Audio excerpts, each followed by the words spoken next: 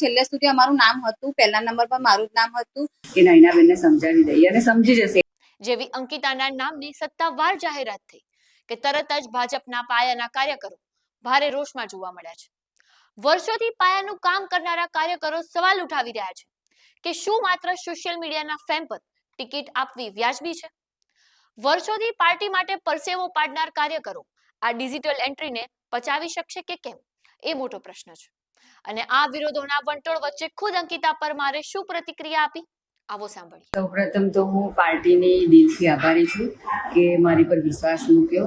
સાથે સાથે સ્થાનિક ધારાસભ્યશ્રીનો પણ આભાર વ્યક્ત કરું છું. સાથે સાથે મારી પૂરી જનતાનો પણ આભાર વ્યક્ત કરું છું કે જેણે મારી પર વિશ્વાસ મૂક્યો.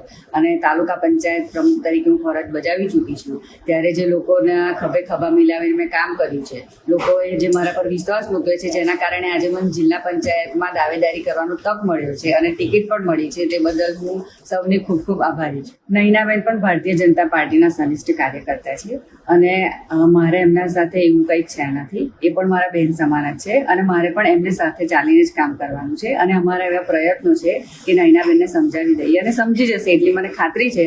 અને અમારે સાથે મળીને જ ઉમેદવારે પાર્ટીમાં કામ કરવાનું. આપના પોતાના પ્લેટફોર્મ લલકારને લાઈક કરો, ફોલો કરો, સબસ્ક્રાઇબ કરો અને શેર કરો.